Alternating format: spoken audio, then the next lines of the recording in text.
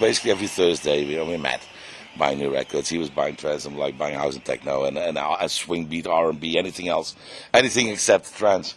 And I'm like, so let's see how long that trance is going to last for you. He's like, no, you and your house, let's see what that's going to last, right? So we always had like a funny, friendly competition. And all of a sudden, of course, he took off. One DJ, 25,000 people in this. I was DJing in Breda, the same as well. Tiësto was on one club, I was in the other club. So that's why we actually, got to meet each other. The man who won all imaginable awards in dance music.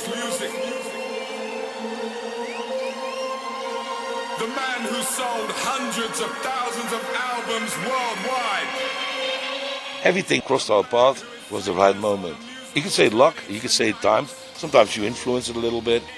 But things like the Olympic Games, sorry, I couldn't influence that. If you know what I mean? It came to us. We didn't came to them.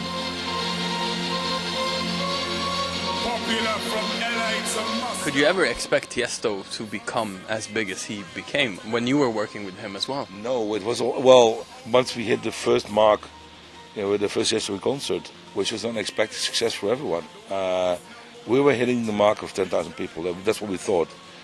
It became 25,000 and it sold out. Ladies and gentlemen, please welcome DJ Tiësto.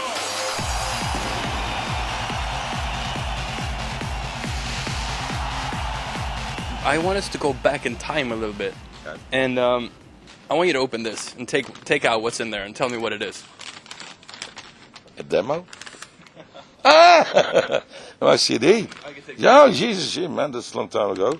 Yeah, tell me what it is. It's a mixed compilation I've done for Black Hole. Before I started to work with them, I was DJing in Breda, the same as well. Tiësto was on one club, I was in the other club. So that's why we actually, got to meet each other. He was playing Spork, I was playing at a called Premier. I was another dance club, and so basically every Thursday we met, buying new records. He was buying trance, I'm like buying house and techno, and swing beat, R&B, anything else, anything except trance.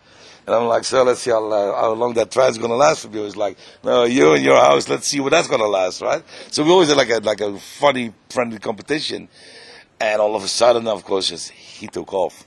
End of the 90s. First in Israel, really fast. Then Norway, he was a mega star just before everybody knew about him in Holland. And then Holland came after the IDT first in the city, where he played as. Duncan put him on, not even knowing who he was. They didn't know. No, the funny thing was, because IDT was huge, was our biggest promoter in Holland. And they all had like their ties on with the record labels and stuff like that at Mox Music, which was a distributor in Holland. And Tijs was there for one day, Tiësto was there for one day, for doing a signing of his first own CD, because he did his, I think it was Lost Treasures. Lost Paradise, Lost Treasure. Anyway, one of those. He did it with his own money. It's like, it's not like finance CDs, like, because he believes in his music. And that CD got a lot of pre-sales already, so he was doing a signing session for distributors and everything. Duncan walks in, Mr. Duncan, stuff around, sees him, and he's like, who's that dude? And it's like, oh, that's Tiësto. He's like, what's he playing? He's like, well, it's trance, man. All right. But I think the guy at that time was still called Dream House, or whatever they called it, right? Because they didn't really know where to fit it in, because we're very because we were from the south. It was very influenced from Belgium New Beat, and there's very melodic stuff coming out from Belgium. So that's why it always basically the whole transies thing that came pretty much from the south. And he was the first one to pick it up and it's like push it forward. This is where I'm going to go. This is what I want to do. And that was quite impressive. It seemed like how many CDs are signing. Why is he signing so many CDs? Oh, he'll be number one of the dance charts in Norway and number one in Israel. And like, maybe we should have a chat with this guy.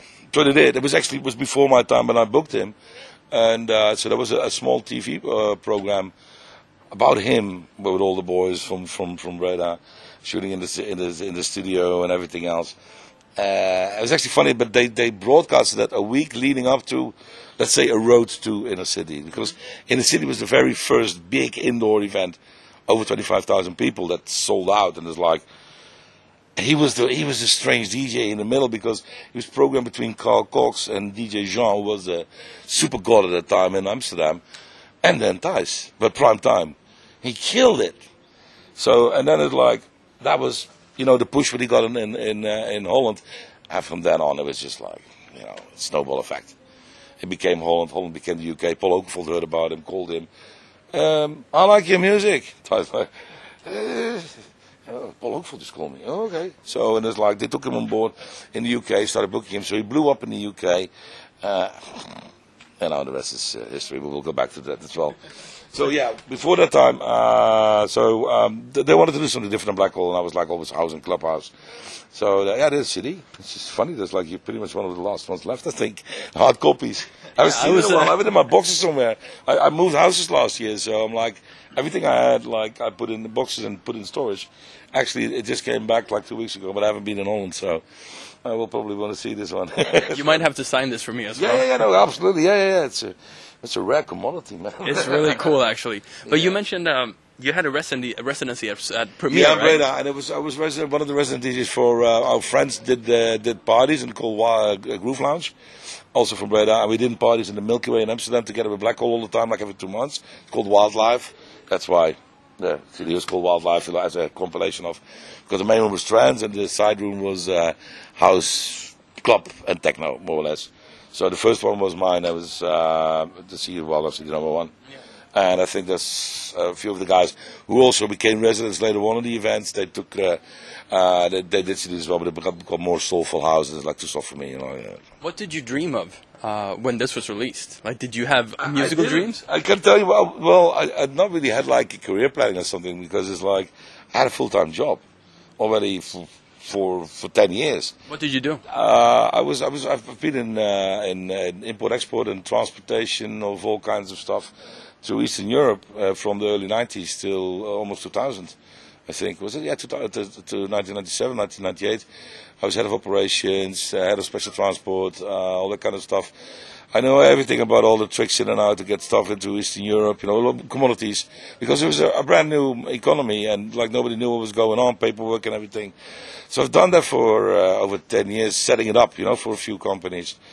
And it was hard work, long terms, good money, but I've been in Eastern Europe for like 100 times. Even before, I think my first time was in ’89, I think. So just before the wall just came down in East Berlin, I was already there, see what was going on. So it's a completely different way of work. And but then again, I got tired after 12 years setting up 3 companies, really become from small to mega big companies, and not getting paid for that the way I thought it should be. I'm going to do something else. And I never worked in Breda. And I was driving every single day, like 300 kilometers forward and back.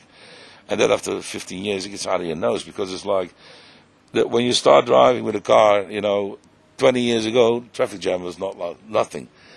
Nowadays, it's like it's undoable. Even the train is not in time, So there was no absolute option for me. And I didn't want to move, because I knew that that never would be my end destination.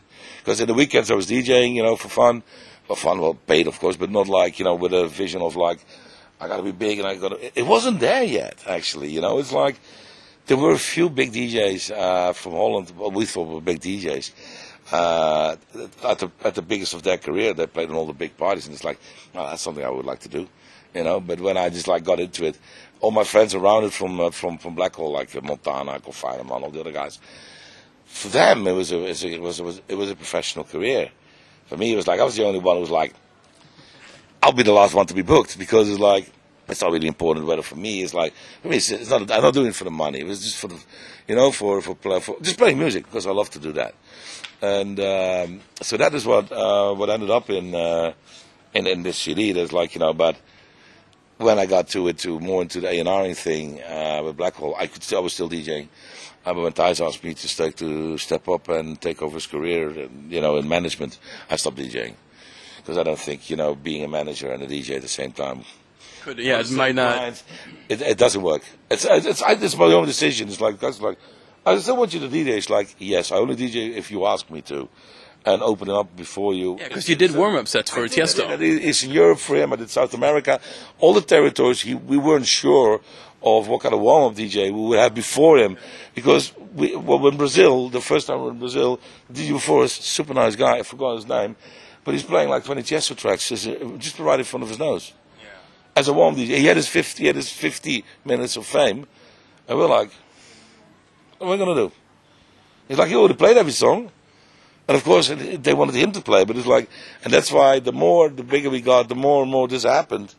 And I'm like, either we take a fixed DJ on tour for certain territories where we don't control, South America, for example, Central America, Central European, like the whole Balkan thing and stuff like that. We didn't know what to expect. So Tijs like, yeah, then you DJ, then at least I know that, the BPMs will be low.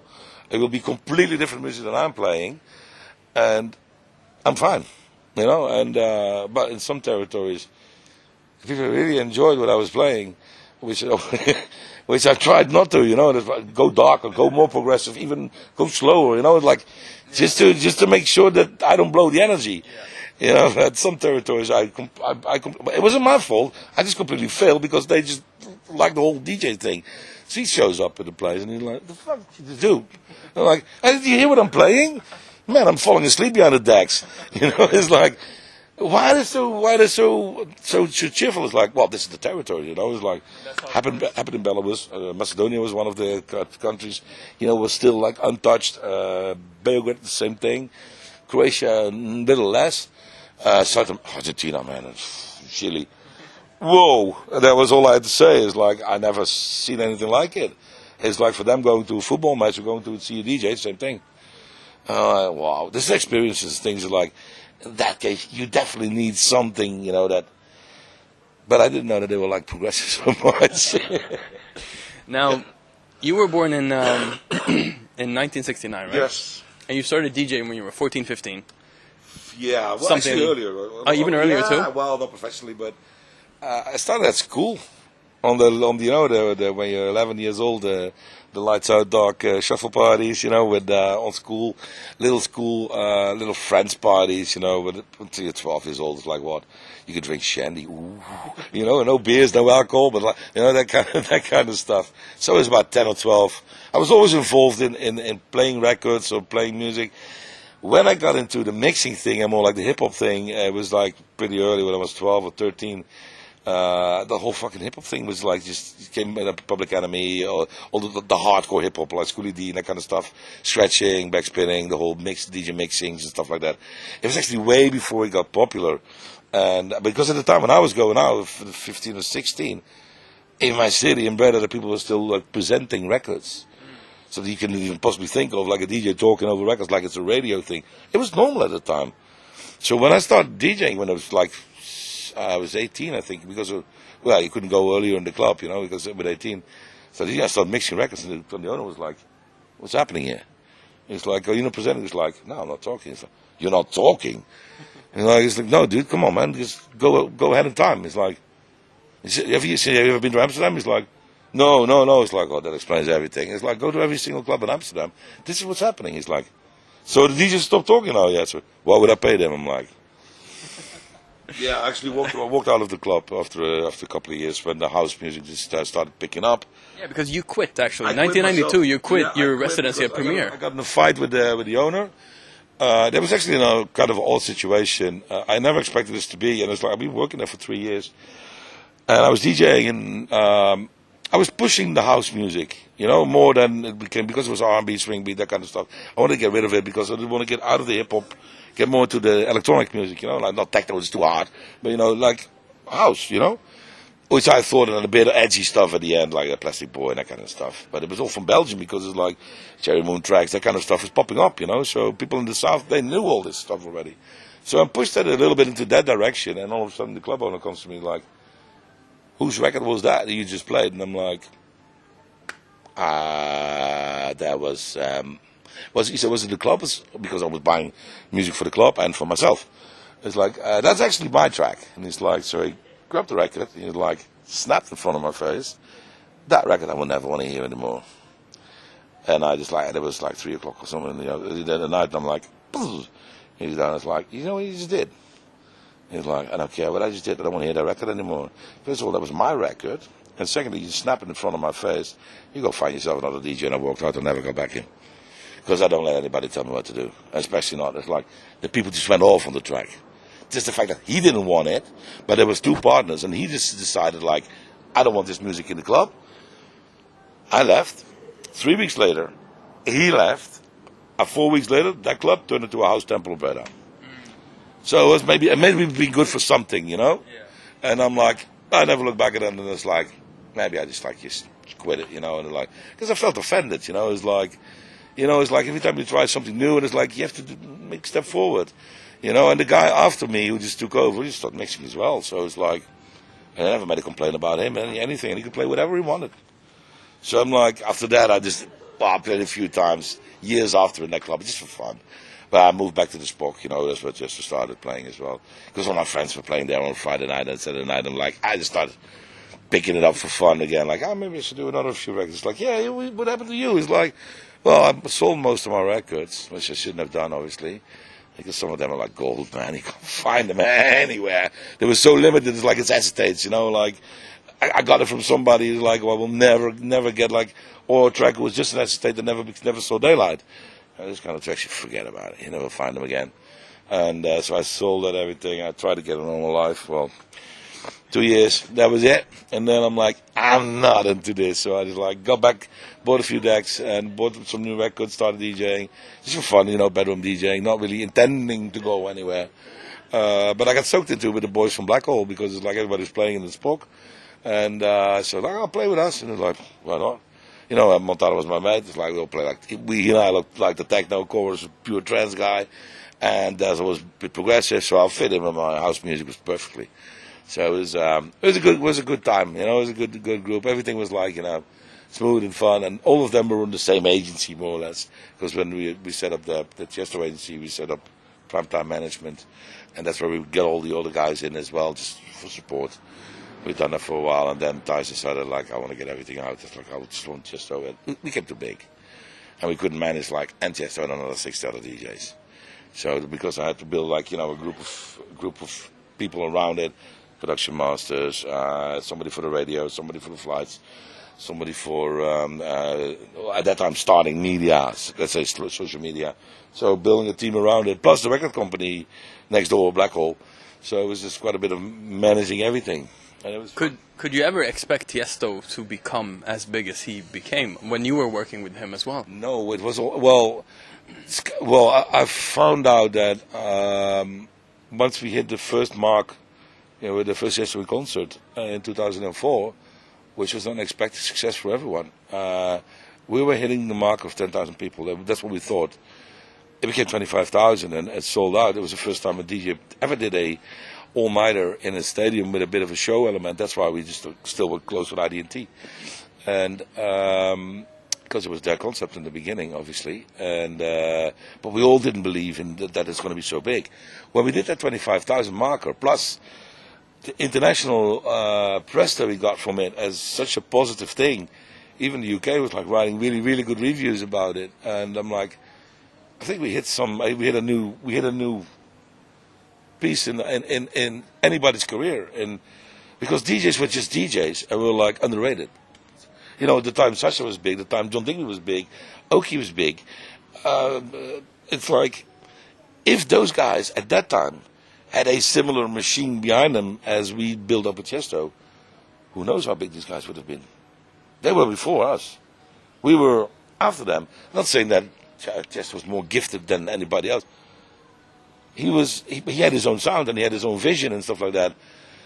But what if all these guys from back in the days, I mean, DJ Dimitri from Amsterdam, not me, obviously, that guy was probably the only DJ I've ever heard in my life who could play so eclectic and made it such a good mix of all kinds of sounds.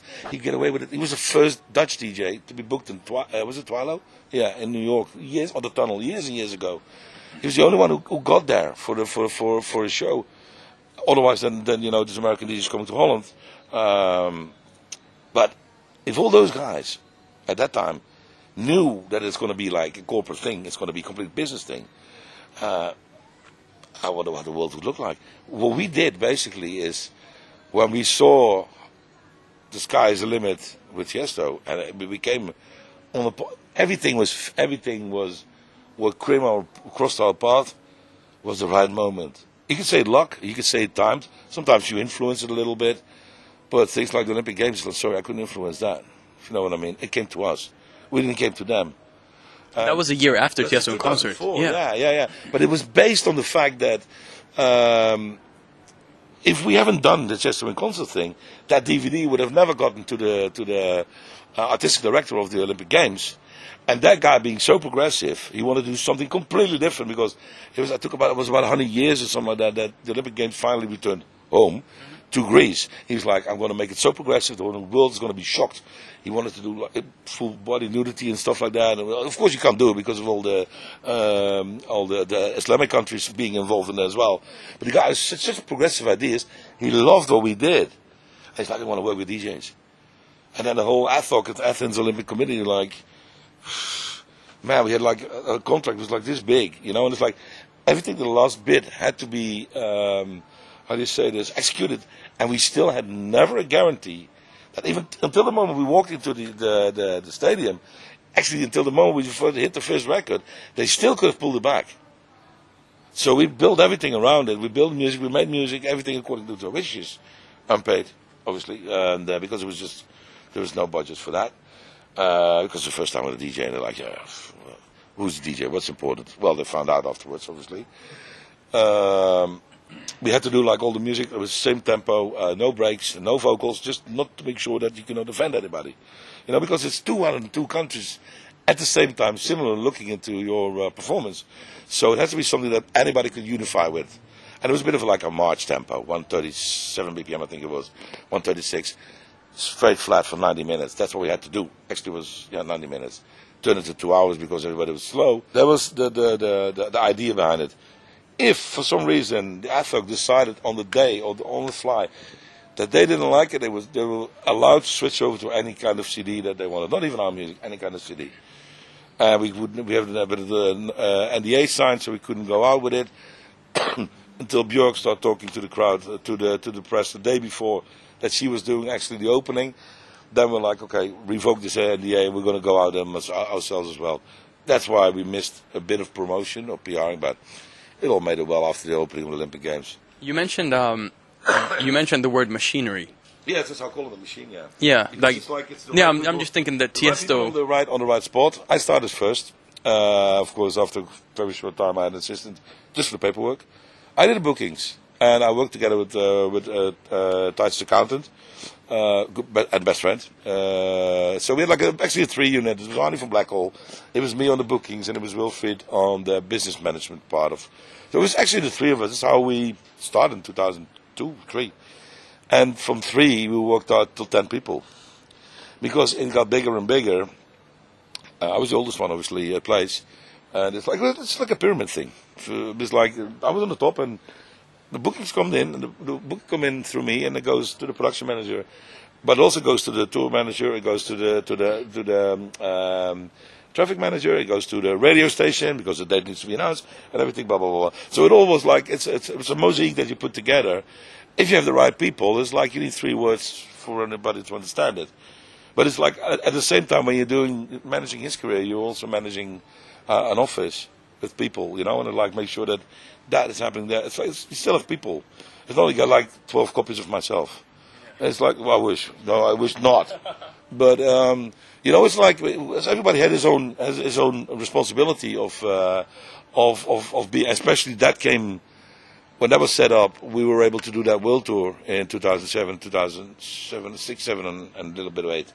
That Elements of Life thing, because there was no book or manual on how to set up a world tour with trucks and 35 people personnel for a DJ.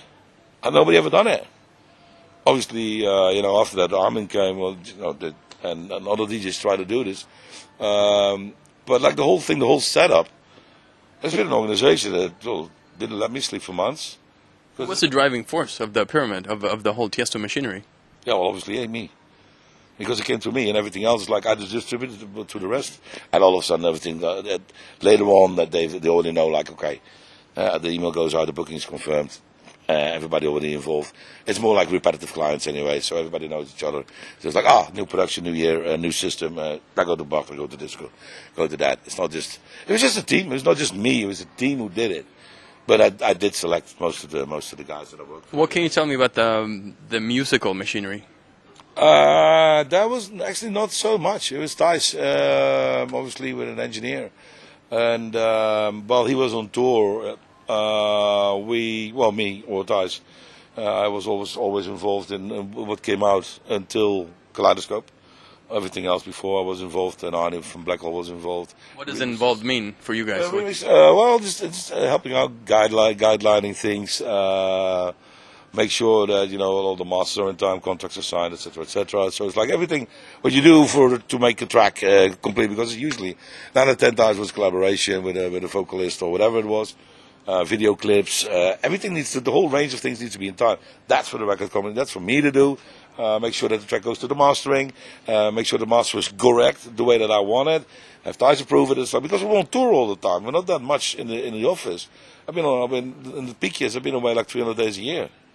So they got like 60 days home. That's 2 months out of a year, if you're lucky.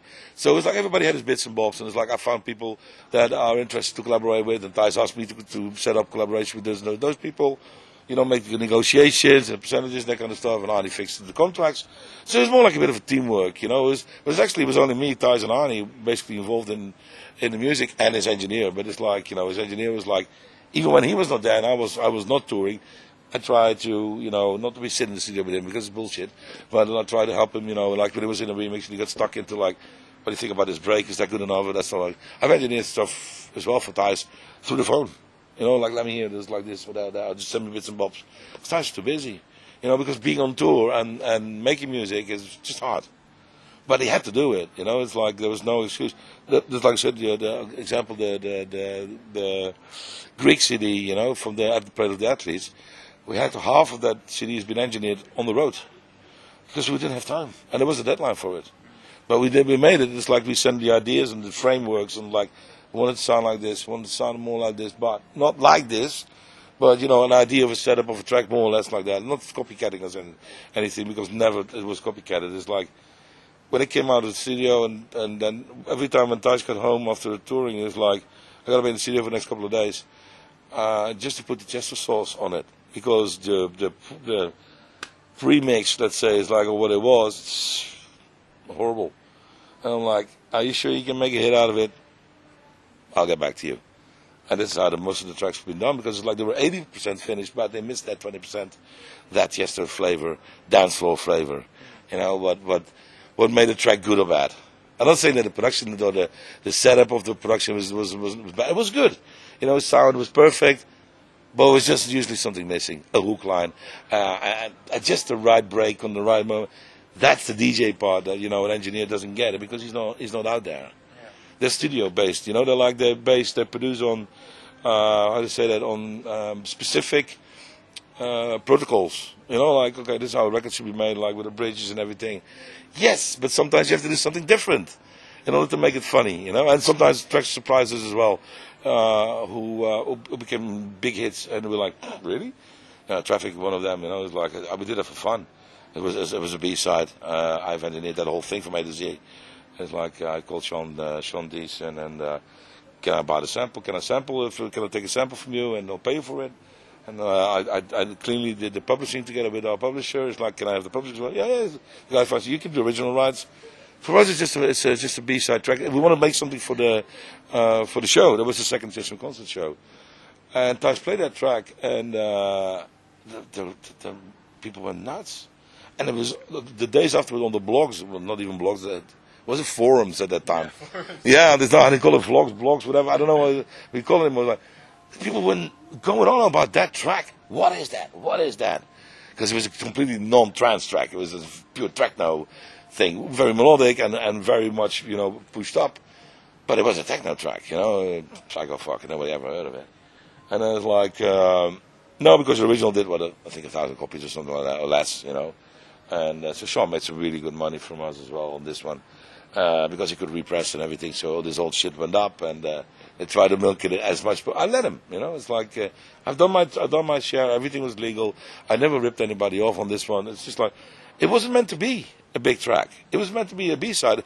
Basically, Tijs is like, even like, I'm not going to put it on the Tiësto, because I'm maybe going to do it as an alias, because it's too techno. We were in the techno vibe at that time, but it's like, he said, maybe it's too hard, for me. It's like, come on, what do you got to lose, man? It's like, let's do it as a B-side. The problem was, due to that track coming into in the charts, there was another track at the same time running from us as well. So the A-side and the B-side came as two separate tracks in the charts, which was never going to happen officially, but because of the midweek numbers, and all of a sudden within 3 weeks' time, Traffic was number one in Holland for 3 weeks in a row. And that was the first time any instrumental track in 27 years became number one. And I think that's probably our best selling track ever. I mean, it's just, it's like you can't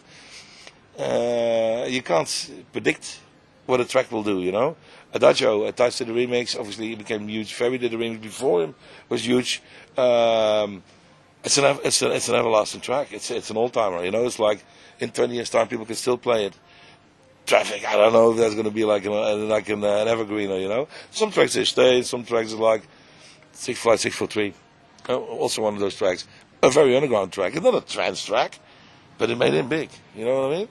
Lethal Industry. People still play it.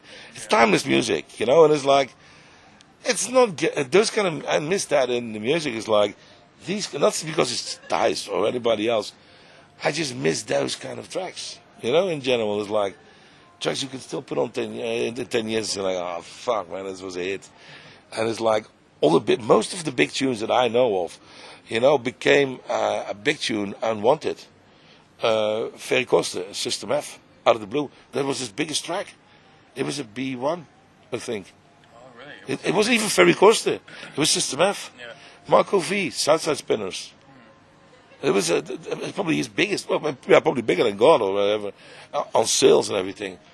Not mentioned to be a big track that's doing Alias, and there's plenty of those, It's like, there's about aliases and stuff. I can go on and on and on. It's like the most funny people are behind tracks that you don't even know, And it's not a secret, obviously. If you're going to start digging, you'll find it, What happened in 2008 then? Because you were his manager from 2003. Management. I call it management. Yeah. Because it's like we had 10 people, so I'm not the only one. Okay. It's like, I call it management. You were part of his management until 2008. Substantial part of his management. Well, maybe because it was like we had such intense years. We grew faster than we did. Not everything was fine-tuned the way I wanted it anymore. I mean, obviously the career was going well. We did the first Ibiza year residency privilege. It started making me wonder, it's like, what am I going to do in the future? What am I going to do in my life? And it's like, not saying that I'm on a dead end, but I was like, okay, now I got to make a jump. And it's like, what is the plan going to be? It was right before the US started blowing up. So just right before that. We're just like, we just couldn't come together business-wise. And still be friends, obviously. But after so many years of living intense together, because it's like, Tijs was more my family than my own family, because I saw him more than my own family. And for him as well, because, he saw his family even less than I saw my family. And so it was like, we just become almost like our sparring partners on everything. And it's like, we're the same age, we're the same year. We had a lot of same visions. And for some reason, the vision changed, maybe from my end, maybe from his end. Not in a way that is like, do I want to continue? And I'm like, no, I don't think so. And it's like, it's quite radical, because he was at the peak of his career, and we wanted to make another jump in America, which I've been working on already for about a year. But then he made some decisions that I didn't agree on, and he wanted to start working with. And I'm like, I don't think they deserve that, to give that gold, triple platinum platter like that. It's like, no, it's not going to work for me. And I didn't want to move to the US, because obviously that had to, be part of the whole thing. And I'm like, no, because I had like one relationship after another relationship after another relationship. And that is all blue on the same thing. It's like me being away all the time. And I'm like, and now we're leaving my family behind. My dad just died a year before. I'm like, no, I'm staying here. That was not the biggest reason, but it's just a reason that it's like, we just, for some reason, we grew apart because I didn't go touring that much because I stayed for the first year in Ibiza for the whole summer until the tour manager took over and the boys took over. So they've been on tour for months, and I only saw them on Mondays for the show, and it was just quick. It was a high, and that was actually it. All of them just being on tour and talking about stuff of life or whatever it is. We kind of lost a bit of touch, and sometimes it's like after a couple of years, I always had that with my other previous companies as well. After 6-7 years, I'm like, I'm done with it. I'm just going to do something else. I don't give a fuck. But it's like I don't care about what's going to happen. It's like, there's some decision I'm making, that's it. But I want to do something else. I'm like, are you sure you throw away whatever you got? Yeah, sometimes it's necessary. Because I went from transport business to dance music to management, so it was never planned to be. But I was still on, like, the first years when I was in the music business, I still get calls from headhunters offices in Holland because I was on the number 1 headhunters list in the transport and export business. See, so I must have done something really good. Yeah, I filled other people's pockets. I was really good in that. Yeah. It was true.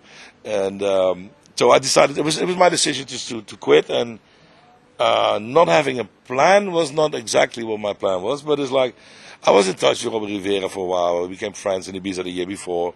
And he's like, well, you can start booking me if you want to do my management. So I started with him. It's on my own. And no plan. I thought it'd be easy. Yeah, right. Nothing like that is true. I can tell you that. I've had to fight twice as hard, like probably I think, than everybody else in the first couple of years of 24/7, just to prove that whether I was as good as they thought. I'm not talking about if I'm good or what, but they paid me back for what I did to them. When you were managing... Exactly. They're like, all right, now it's our turn. We'll let you sweat. Other than I let them sweat. So you had a hard welcome. I had a friendly but a hard welcome. And it was harder than I thought it was. But I bit myself through it. And, after a couple of years, everybody would see, like, listen, I'm not a one-day fly. I'm not full of shit. It's like I want to make this work for the artists that I represent. And luckily, of course, I had Ferry. So it was like... I was still going not in exactly the same vibe as Tiësto, obviously, but we're still in the direction, It's like music-wise and everything. And I knew Ferry from, 90s? Because he was coming to our shop to buy music and stuff like that. And also like a down-to-earth geezer, And he approached me the year before Tijs I left. He was like, if I would do boost bookings, because they were considering starting a family. And I'm like, sure, yeah, I would love to, but it's like, if I have you and Tijs and... either I'm going to die, or you guys have a bit of your career damaged, because it's like I can't do both. Well, I want to do, but it's like it's too much for one person just to do. And then at the end of the day, it's like we still got together, and we've been together for like another 7 years. Yeah, he left last year. 7 years, I think, 7 years. What does your normal week look like work-wise? Because you have it's not like you have a normal job. Well, summertime is different than normal weeks, and I try to keep Sunday a little bit open. And summertime it's impossible because I'm in Ibiza, so it's 7 days. I don't see the difference what day it is. It is Sunday today, but because I looked at it, it could be Wednesday, it could be Tuesday, whatever. It's like summertime. It's just like it's a non-stop thing. I try not to go out that much anymore because it's like I'm not getting any younger. But it's like I don't go every single party in Ibiza anymore like I used to do. It's like I only go when I need to. That's pretty much it. So it's still 7 days a week because this business doesn't stop. And Friday night, people who have a normal office job, they go home and they're like, "So that was it." Yeah. And then our business actually, even though the pre-work's done, the bookings are done, but the real business starts. The performances start and make sure that everything's fine. Because the problems might occur there with transportation or hotels or something wrong with the club or whatever it is. So there is no stop. Yeah, you can say Monday is a stop because it's after the weekend and everybody's off. Monday is the shittest day of the week.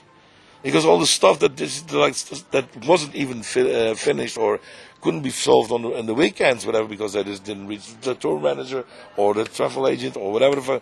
It still maintains on Monday, so Monday is like cleaning up the mess of the last weekend, if there is a mess, obviously. And then Tuesday and the rest of the week, you can just go on working again for the next weekend.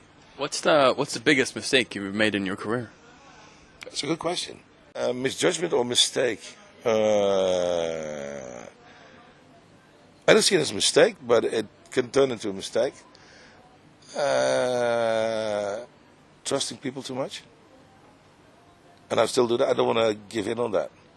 I see the good. I want to see the good of people. And but I learned my lessons, and not that long ago. And but it's life. But it doesn't make me bitter. It's just I still want to believe in the fact that people are good and this world is nice. Because if it's going to turn into negativity, I don't like that, to be honest. Because it's like negativity is bad energy, and I'd rather turn bad energy into good energy. This positive energy gets you more positive energy, and so I just I let it go. I am, of course, more aware of things in the surroundings. To be honest, more than ever, and it's like everything's fine. No, not everything is fine. The bigger you get, the more stuff like that you get on your plate, which is a pity because it's like I want to have everything going into positive things.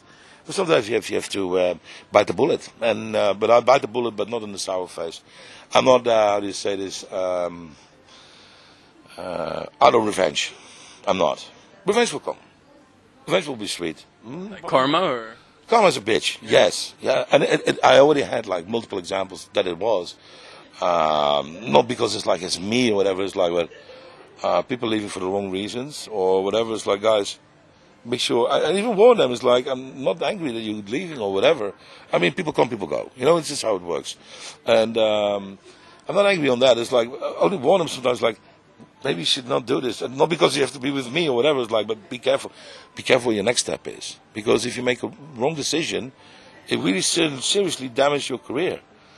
And that's a pity because me, or whoever represent the artist, have worked for a certain time on your career. And it's a shame if it would you say goodbye, which is your good right. It's like nobody, we're not putting people in jail, thank you not. Everybody's free to do what they want. But I already have multiple examples from people who left, but really left. And like in 6 months, there was nothing left from them anymore. Because they made bad decisions? The career is gone. And it will never be picked up. And I'm not taking people back. Never. Oh, you don't? No. Out, no more in. That's a policy. I've done it once. That was maybe my mistake. It's like, and even the second time that he was leaving, I'm not mentioning any names. I'm like, I was stupid. What was I thinking? Maybe easy money. And it's like, but I knew that at the end of the summer, he start moaning, unreal. And I know why. Because he thinks he's bigger than he is. And I'm like, no, this is it. I will not come back to my decisions. It's like, you're out, you're free to go. If you're in, you're in. You're out, you're out. No turning back. And this is how I stay to this policy. Because it's like, why would I need to send people out, let somebody else damage their career and then get back in and we get to clean up the shit? No way. I'm not doing this anymore. And it's like, that's why I'm saying, like, some of the guys that left, and they really left the scene. And it's like, they didn't leave the scene, but they're nowhere to be found. Other than it's like, not saying that it's like, my roster is that, hallelujah. Of course, we have really good DJs, all of them. And obviously, and people book them, not because it's 24/7, but they also book them because they're good. Otherwise, they wouldn't be booking them, It's like, I'll book you because you have a good roster. It's like, no, you supposed to be booking my DJs because you like their music and their performances and their entourage and whatever they do. Otherwise, it doesn't make sense. It's like mercy bookings for what? That doesn't do any good to the artist. And it's like sometimes you maybe do it once, but the artist is supposed to be aware of, and because they'll get you. Then there will be a plus if they follow the plan. Then sometimes you can do this, but basically, I want the artist to be booked because it's them, not because we have a really good seller of an agent. Listen, everybody can sell a second-hand car, but it's the way you sell it. It's like you sell it with full of bullshit, or you sell it reality. Reality is better to me because it's like, at least that it's for the artist and their career. And it's like, you're there because it's you. And not because it's us. Yeah. But sometimes it is. This is how it runs in the business anyway. If you do a lineup for 10, 15 DJs on a stage, of course you pick everyone that you think are good for the stage. and of course they have to be approved by the client anyway, because he's the paying one. But this is just basically how it is nowadays. No, and that's the only thing. That's what I'm saying. It's like, yeah, mistakes. I made a few mistakes. Trusting people is that a mistake? It's a piece of heart, I think. And it's. I still keep doing this, but I'm a little more alert than I used to be. If I was your next artist, Yes. you sign me, right? What would be your 10 or like 5 dream steps for me as an artist to achieve, to be successful? Well, I first would have checked your status as an artist. How do you do that? Just go and ask around, not just believe what you read. Because believe what you read is full of shit. 9 out of 10 times. I want to have real numbers. I want to have real impressions from people that I trust or that I know. And that's the first step. Make sure that your backing, as what you need as an artist nowadays, is quite a lot. The social media, that's so important now. I honestly, I still hate it, because it's like, it's a lot of baked air. But reality says differently, because no social media, no play. I mean, if it's disgusts me if clients, sorry clients, but it disgusts me if clients put in a contract, it's like, we need to use your social media for our event to promote, otherwise we'll not book you. And then I have to have a big following. And I don't need to have mention any names, but there are clients who do this. I'm like, is that true? Is that the way you have to promote an event? You're a lousy promoter. Maybe we should not do the show. Because it's like, if you have to drive on the social media of our artist, really? And how much is the reach of the artist? How much is this? Like, what is this all about? It's like, it's about the essence of the artist playing music, isn't it? Live or as a DJ, whatever. It's about him, isn't it? You book him because it's like, he's good for your ticket sales. Yeah. But where is he else good for? You want to try to grab his credentials? His people around him? No. But it's like, it's become that important. So it's like, there's no way to get around it. So I also had like to put like a team on with 24/7, a couple of guys in the UK who start running on my social media, because I have to. It's like we have to do it through the 24/7, but also for the other DJs to fill, just to get some extra support. Super important. Otherwise, other part of your music. I'm not saying that you have to make your own music, but I would love that you make your own music. That is for me I'm old school. Sorry, I have nothing against ghost producers or whatever it is. Like nowadays, it's all about the performance and you can jump and whatever it is. That is something that will go in left and right out. It's like no, and it's nothing to do with a career. It does in a way, but it's not for me. It's not the point that it's like it's important to me. And in your overall performance, like is like how well you perceive for your fans. It's like how well is your behavior.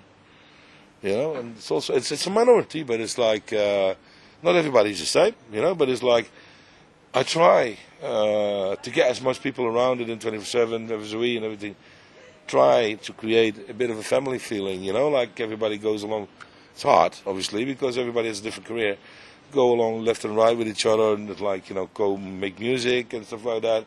Trying to keep like a relaxed environment, trying to build that, because once egos step in, it's just door open and the whole Imperium falls apart. So I have to fit into the family, sort of. Definitely, yeah. It's more like a decision. It's like not the decision is all mine to make, because I always go either through another couple other agents. I throw them in a group. It's like, you can sign this one. What do we think?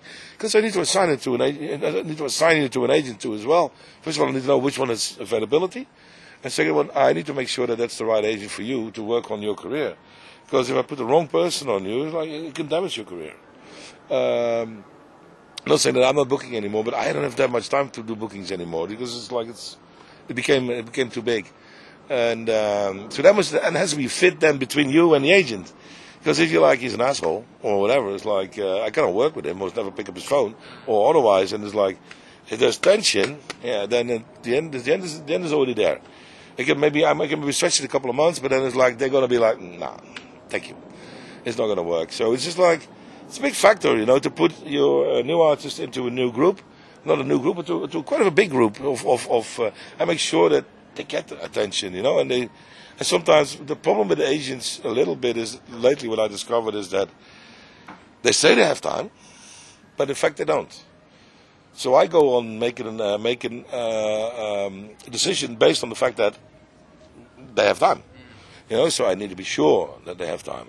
Because, it's a new artist, not a new artist, but probably it has to be an existing artist already. It's like somebody who comes in with an empty agenda, it's like I don't take on board anymore. Because we don't start from scratch. It's just like, no way. It's like the artist has to be good for himself or, let's say 30 to 50% of the agenda. I'm not saying that you have to bring in the agenda and bringing in the gigs yourself. No, you don't. You need a foundation. But you need a bit of a foundation because we need to have something to build on. And from that foundation, it should be hopefully 25% return bookings that you get once a year or something like that. So we can start building on something. It's like you start maybe with €500, and the next year you go to €1,000. And the better you get, the next year you go to €1,500. And organically grow. It's like with most of the guys, it runs like that. I'm not saying somebody make really jumps, some make smaller steps, but it's all possible. It's a synergy, basically, where you need to have between the artist, bringing in like a serious amount of interest already around it. If we have to go out there and just like put our heads against the wall all the time, then there is an alarm face number one. I had this a few times. That was totally surprising to me, and we took over an artist from another agent, which we thought, would, do pretty well. Oh, and then you see how the person does. And shocking. I felt so depressed. I'm like, is it me? It's like, even because the agent started calling me after a couple of weeks, like, can't get it done. It's like, where you been out? What have you been doing? Is your head in your ass? Get it out. Get out there. I saw those guys there, and there.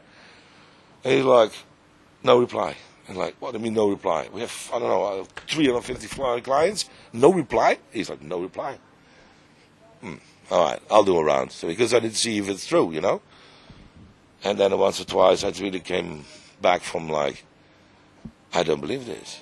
Are we a bad booker? Are we stupid? Or have we too much high-end clients? That can happen as well, obviously. We are on a certain level of, but we also have small promoters, So it's like we have small. Maybe we're even not on that level, on the lowest level. I really can't believe that because these guys are in the business for 10, 15 years. Why can them booked? So it was somebody that the other didn't like. And there's like, no, but it was an artist that we felt, was like, is in there, is before a while. I know him, and like everybody knows him. So you're supposed to be like everybody knows that they have like work going on. We couldn't get a booking done in 6 weeks or 8 weeks.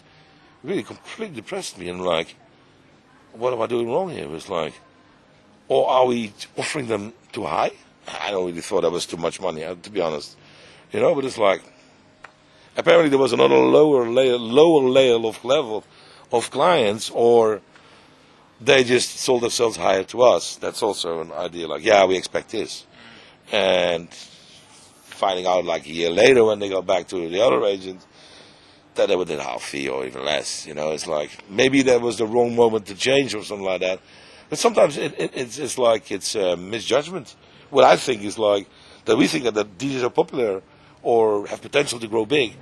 And you're wrong. You put all your clients and everything else like it's together with the agent, and you can't get it done. And that's like, first of all, the first time it ever happened to me was like, I'm in a different world. It's just nobody like trance anymore or whatever. It's like, I started doubting myself, and like, that can't be. It's like, it cannot be. But yeah, it happened and like that. And it's like, despite of that whole thing, we tried for 3.5 months or 4 months, and there was no movement. I'm like, I'm blocking your career. Please go back to your old age, because he obviously could do better than us. Even we cannot do it too. He could do on his own. Obviously, apparently found out later on that was for different prices. That is like for fees that I would never send my boys out. Sorry, it's like that's a bit of a minimum standard that I think the guys should earn. It needs to be interesting for them as well to go out and not go out for £100 or £150. If you know what I mean.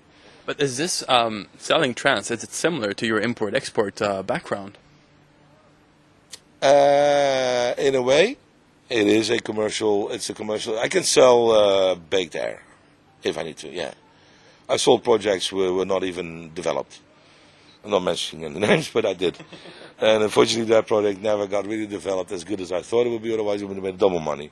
But I did. I honestly did. I sold it out of nothing. So on sales, I know my way to work with my clients. If I got him, I got him. And I can do whatever I want. You know, it's like Tomorrowland's a really good client of mine. But they know I'm never selling them any bullshit. I'm selling them good music, good quality artists. I'm selling them good moments, opportunities. Because if I'm not behind it, it's like, I don't feel like it. You know, it's like, it's not true. It's like, they know.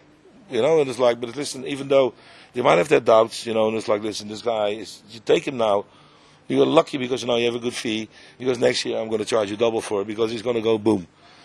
And they know that if I'm saying this, it's not. I can't keep on repeating this, obviously. But if I'm saying this, and it's like they know that it's what I believe it's going to be true. And usually 9 out of 10 times it is like that. You know, it's like we're not taking anybody on board just to go behind, but go up. And then one goes faster than the other one, and it's never. One time it's a lucky shot, and sometimes it's like it takes a longer organic way just to grow. It'll grow eventually, but it's like, you know, the one once in a year, once from there to there, and the other one's from 1 year from there to there, and then step up. It's all a matter of time, and it's all a matter of timing and timing of music, pretty much timing of everything. It's like there's no standard booklet that I can say like, okay, this is the 10 steps too, you know, like an AA meeting or something like that. Yeah. I followed the 10 steps and now I'm superstar #1 DJ. Thank you. What's the program and how much is it? You know what I mean? Yeah. There isn't. It's because every person is different. Every artist has a different opinion. Every artist has a different way of communicating. Every artist has a different vision of music. Sometimes it's just the right track at the right moment that'll give you a blast. But it can also quickly get you out.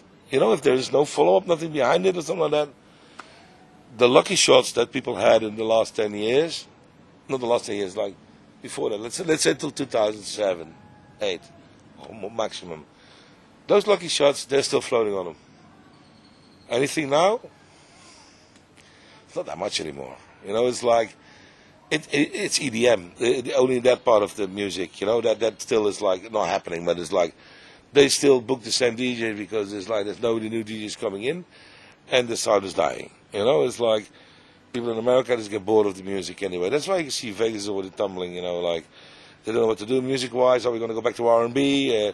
What is R&B nowadays? Is that like down-pitched trance or down-pitched house or whatever is it going to be? Like, you know, is that EDM at minus 6 or music evolves? You know, and it's like, and sometimes it's like you can have the right track just at the right moment, not even knowing that it's going to be the right track. But it is like, if you have, that's why first like you have your back end, your background fixed, and at least, you know, that's a locked area. Nobody can come from behind, you know, and just bypass you or something like that. You have your social media in place, you have your music in place, you got your records in place, you got your deals in place, or whatever. The thing is like, you got your social media place, you got your people working on it, and now it's just push and push and push. Obviously, you need a little bit of peaks, you know, that's like that's something you need tools to sell. And hopefully, you know, during that period of like finalizing, you know, the whole package around you is like that tool will come up, the tools will come up. Is it a special show that you've done or something like you can milk? You know, because it's hard nowadays. It's like there's so much competition. The kids from now 6 years old, so what do you want to be, police officer or the fire brigade? I want to be a DJ. In 2 minutes' time, I want to be a manager. Whatever, you know what I mean? It's just, the perception is completely different. It's like, it's not about how well you can mix. It's not about how good you look. It's all about like performance. And it's like that, and how much social media you have, how many Instagrammers you have, and how many naked chicks you got on the pictures and stuff like that. It's like selling people a dream. I say it's like a balloon, but a balloon can post and you're gone. So it's like one day flies and off. There's plenty of them. We're still going up at the moment, and it's like and done. Because in EDM now is like they don't really know what to do. Which direction do we go? Trance? No, because we're all pissed on trance, so we can't go that. But the ones who are in trance and who tried EDM, they go back to trance because it's like that's the shortest cut back, if you know what I mean. EDM, like, let's play house. Yeah, what are you going to do? Oh, we now have to play quality house music. How do you do that? I don't know. See what I mean? And there's plenty of other old school house DJs who are like, and now you're my turf. Slice them. You know, because it's like they can't never compete with like, you know, all the old school guys who know their stuff. Dubstep was also one of those good examples. Boom. A lot of money was generated in that style, you know, and Rusko and Scream and all those guys. They made good money. They were like the gods of dubstep. I only knew Skrillex, best example.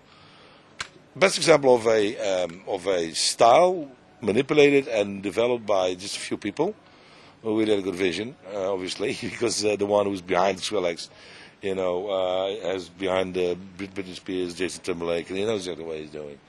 And Martin Dot, obviously, and but that was a genre created that came from Skrillex, more or less, was so well marketed, but so much money behind it.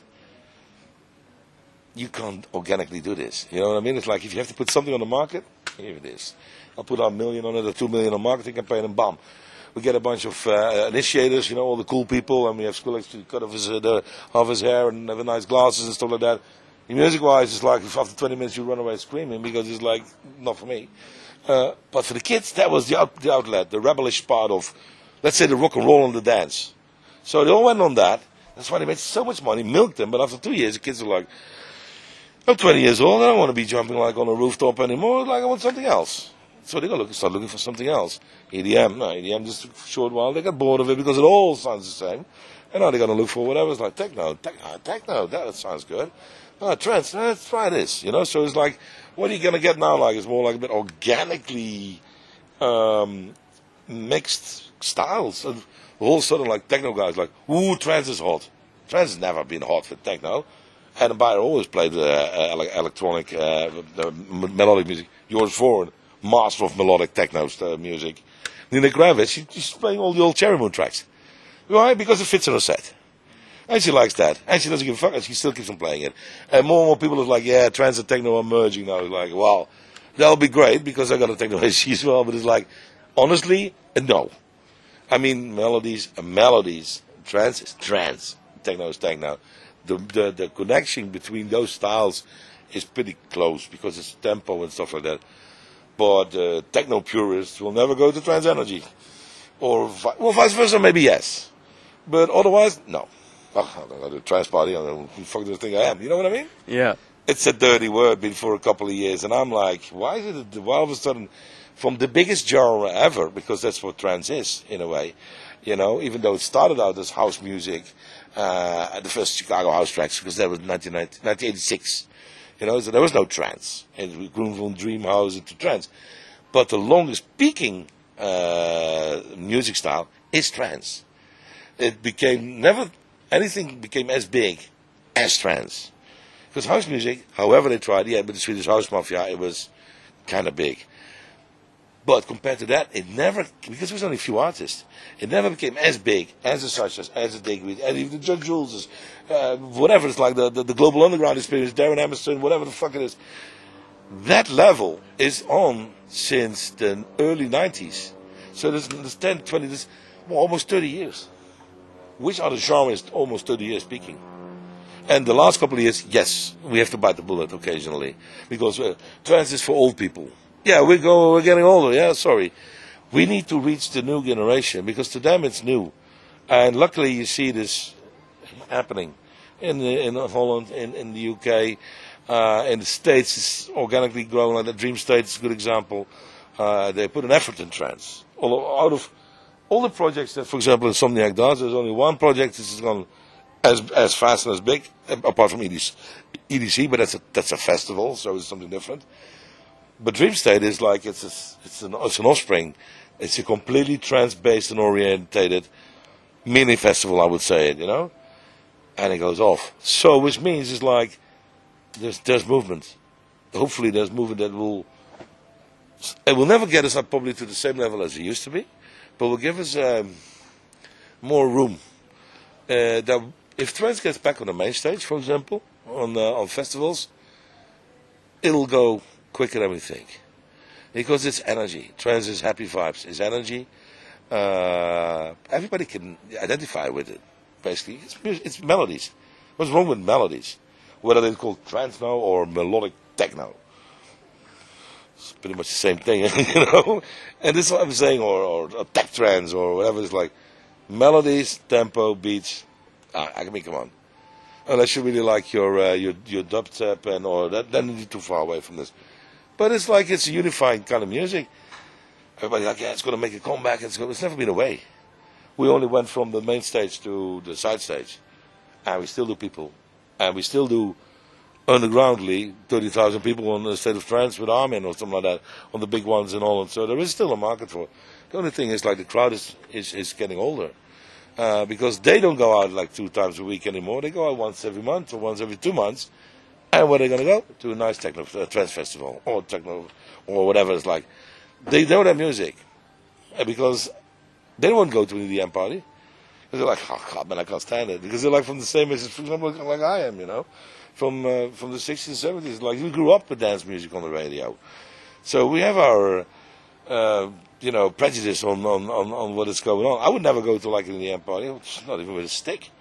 You know, it's like I can't stand it. It's like I can appreciate the whole show that they're putting up because it's like it's only a show, nothing more than that. It's not about the quality of music. Or the DJ who's like, put your fucking hands up like 16 times a minute, because apparently that's the level of show, and try to peak for 90 minutes, because if you want to do 91 minutes, they don't have enough records. Sorry, we've been playing from 10 o'clock in the evening till 4 o'clock in the morning, and still have to clean the dance floor for 50 euros. What happened, you know? So it's just, yeah. It is an interesting development to see where it goes to. It's like one people say, one part of the market says this, the other part says that. Some markets you're losing, some markets are polluted. We used to do a lot in Australia, for example, and I love Australia to bits. But the whole promoter thing fell apart. There's like too many camps wanted to have something from the same pie, and then they go against each other, so they put 2 pies. Well, you know what, there's going to be collision, so it's not going to work. And now a year after, you see, it's not working. And the market is like now shaking. So I'm like, why? You know, Asia, same thing. It's like some countries like really booming a couple of years ago. And now that it's not happening because government changes, government regulations changes. Malaysia was by far the best country to do an event, in Asia for trance. It didn't matter who you put online, who you put up there in a lineup. If you do like a 4 or 5 DJs, small time DJs, you still have 5,000 people. And if you do it next week, you will again have 5,000 people. Because people wanted to party. Until people start dying, on events, unfortunately, because of drug abuse, yeah, and wrong security angles and stuff like that. So, done, over with. Well, like 7 years afterwards, and still not happening. And if you want to do an event, it's like you need to get like this many piles of paper on licenses before you can even consider doing an event. And even when you consider an event, there's so much police on the event that it looks like a military strategical club, you can't move, you can't go there. Okay. That's not nice for the people, It's like it's all being formatted into something. And it's like, well, it comes with the business. When the whole dance industry became a format for a corporate thing, as we did with Tiësto, basically, consider the artist not as a human, but as a product, because that's the way the approach that we did. Was something very new for the industry, And if you do that, then you build a corporate model around it. Live Nation, for example, they're the biggest live concert promoters in the world. They're all over dance now. 10 years ago, they did a little bit, but now they're buying companies, like big promoters, taking over the market, because that is the future they know. What future, nobody knows, but they know that's the future, because all the big pop artists and stuff like that, where do they go? Where did Madonna go? Stones. I mean, they're still touring, yeah? Obviously, yeah. They don't do the numbers as they used to do. And it's like the only thing what they're looking for is like, which DJ can I get on my pre-program? Otherwise I'm not selling any tickets. It's just like that. So the market, it's a different world right now. It's a completely different market than 20 and 30 years ago. The pop stars from now are the DJs. Back 10 to 30 years ago, the Michael Jacksons, the whatever, those were the stars. We were like only like, trolling like, oh, I wish you could have a remix one of those guys. And now they're like, I really wish one of the DJs would work a record with me. It's how funny the world can turn around. But it's like, what I'm saying is like, it's new generation. You cannot influence a generation that is new, because they stepped up in a totally different world than we grew up with. You know, we grew up with dance music on the radio. For us, Americans, my age, they never heard dance music on the radio until a couple of years ago. You know, when it finally starts taking over and David Guetta starts polluting the radio stations. But, man, it's like, what happened to the mid-'80s in Amsterdam? You know, we had all these illegal parties and Radio 538 doing Dance Department, the most listened record of a radio program in Holland, with like only progressive new music and that kind of stuff. House, techno, trance, it didn't matter. Live DJs in the studio. Everybody wanted to play there on that radio station. And 30 years later, you can't even switch on the radio station just to hear just bullshit. You know, it's just like, new generations, they decide themselves. The old generation, we know, but we have influenced them. They're not the ones that going to save our markets anymore. You know, it's the new generation, just to get them excited about going to a club, for example. I would love to pay 15 euros to see one DJ in a club. You know, I'd love to. Because I know what? I'm going to have good music. Now, they don't want to pay 15 euros to go for a DJ in the club. They want to pay 50 euros for 75 DJs for a 24-hour festival. Because you know what? They've been thrown to bits with it. It's like this. In Holland, every summer there's like over 180 festivals. 100 in 3 months. So basically every weekend there's like 40 festivals. You can go whenever you pick and choose. Winter time, oh, let's do it all over again, but all indoor. So they were like, oh, they pay 49 euros and they got like, oh, there's only 30 DJs on the lineup. That's a rip-off. 49 euros, 30 DJs, are you crazy? You know how much is it all going to cost? And that back in the days was like, I'd go out every Saturday night. I went to clubs, mostly to Rotterdam or Amsterdam, just to hear a DJ. And to get that vibe back is like, I don't think that's ever going to happen. It might be in a similar little way that people just go out, but they're like, they're spoiled. They have everything now. What's the limit? I don't know. It's like the biggest festivals, already done. The most crazy places DJs played, already done. What's next? Party on the moon? I don't know. How you get them out of their seats? And of course, there's a question mark with the finances. Of course, it's like, you know, the economics are not that good for the last 7-8 years, and everybody gets affected by this. First of all, the music industry, downloading, all that kind of stuff. Everything is getting like not being sold out anymore that easy. So the promoter's going to put their risk into your pockets now. Because if you don't pay, if you don't go earlier than them, then it's like you're being partnered in an event that is like not yours. And happens more and more, and that's not right. You know, the DJs are booked for what I'm coming back to as the DJs. You give it up for DJ Tiësto here.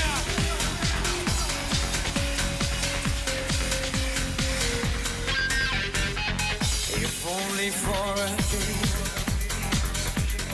What are you working on right now? What I'm working on right now is with the team that I have, the DJ that I have, make a platform, make a format, more or less like as House as One, because it's all trance. I'm mostly involved in techno, but it's just because of my personal flavor. I want trance to be not back as it was, but I want trance to be appreciated what it's for. You know, because I still think in the last couple of years we've been very underappreciated. And I still think that if we weren't there, the music industry would have looked differently. And it's like, you know, I want to give credit to people who deserve the credits. And trance is one of them. And that's why I'm not saying I'm putting new life into it. But it's like, yeah, there is still a mission for me to accomplish. And I don't want to go in like huge monster events because that's done. Everybody knows.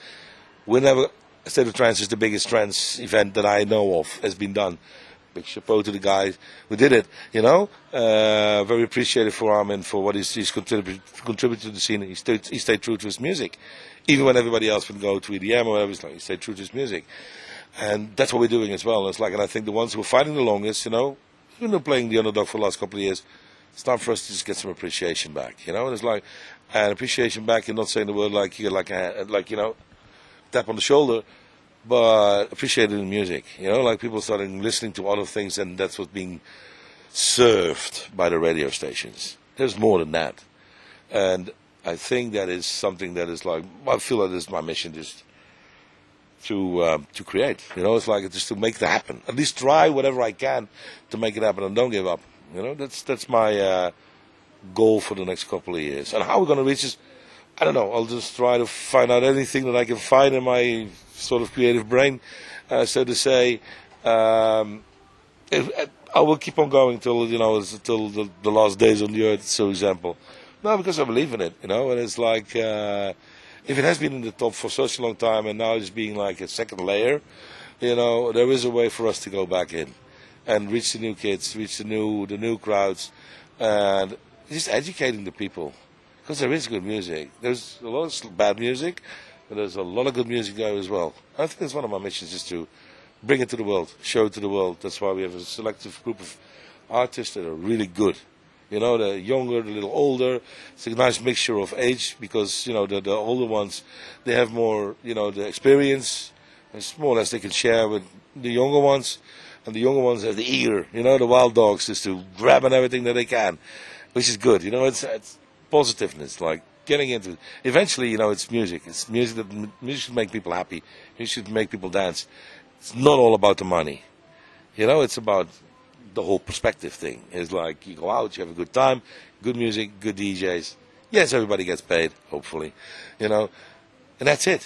It's like then everybody is happy. Why should there be so much negativity and why should there be so much egos involved? Because don't understand. Why is one better than the other one? It's not about better than the other one. It's maybe because he makes different music and is more appreciated at that time.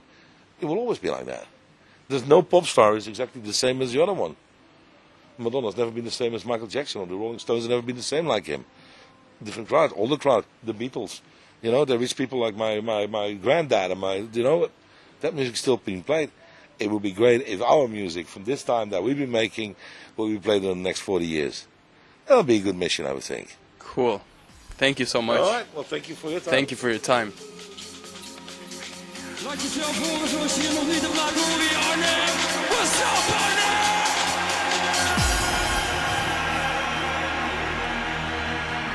This is your show, mister. This is your show, mister. Oh, give it up for DJ Tiësto. Would you give it up for DJ Tiësto?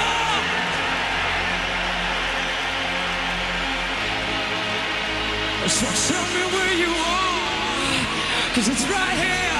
It's soul music, it's house music, it's rock